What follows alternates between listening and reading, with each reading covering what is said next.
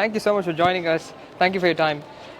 We are here at BHARAT TEX 2024, and I would like to know from a person like you who has some global experience, what does a show like this mean for the industry? Yeah. Well, I'll give you my honest opinion. In December, I think it was somewhere around November, early December, that I was contacted that this show is going to take place. My first reaction is, okay, we are not coming, we are not joining, etc. Because, first of all, to say that, okay, show will happen in March and then or February, and then everybody should come, a lot of coordination, preparation is required. So I was not optimistic at all. So we were skeptical, but then by somewhere around mid of January, already things started changing, and then we said, okay, we will join. And now when I arrive here, I must say I'm really blown away in the sense, it's like a typical Indian wedding, where everything seems to be somewhere in the air, but it will come together on the day of the wedding.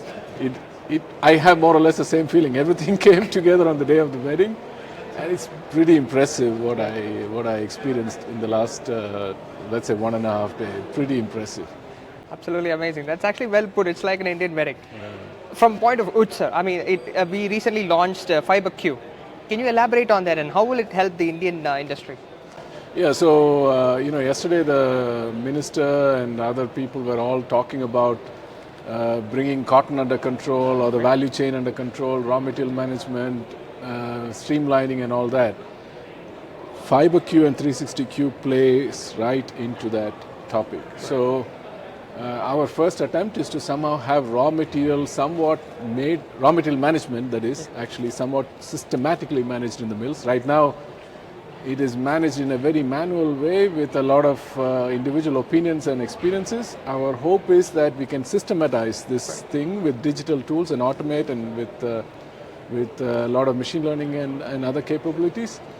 And our hope is that we can then extend that further back of the chain. So for example, now during these last 2 days, we are in discussion with the government, with other stakeholders exactly about this topic. Okay, India has this mission, like also the Prime Minister was saying, we should create value for the farmer, we should create value for the intermediates, we should create value for the mill, and we should create downstream value.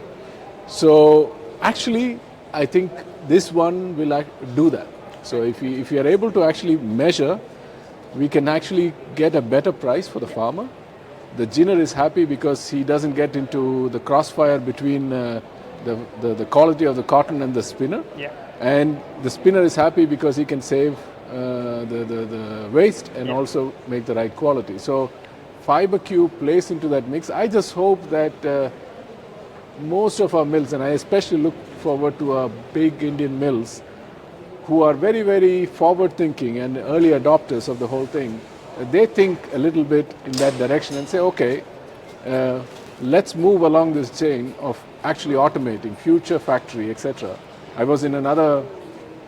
This morning I was in another roundtable. This was about future factory, was the topic of the session, smart factory, future factory. And these guys were saying that, look, there's no choice. We have to move towards the smart future factory, etc.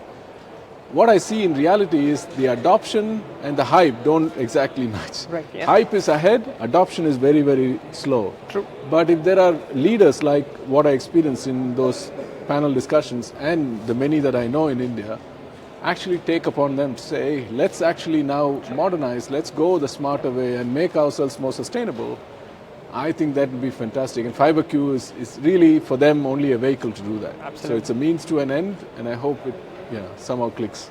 Absolutely. That's actually very well said, sir. One final question from my end.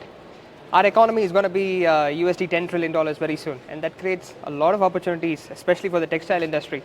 How is Uster working towards this trend? Yeah, I must confess again, coming into India a day before yesterday, I still carry a degree of skepticism about how things operate, right? So I say, okay, everybody wants to put together everything, we'll go and see what happens. Yesterday evening, I was talking to Amol, our head of India. To me, my heart is very pleased, honestly. Just as a common guy from India, originally from India, my experience of how government moves or how initiatives move, how projects get executed, I'm extremely skeptical about that, and I've seen very, very bad stuff happening. So at the end of yesterday and also the experiences that I've had today, I feel that there is purpose behind. There is some sort of purpose-driven ambition behind. Right. And therefore, I believe some things will happen.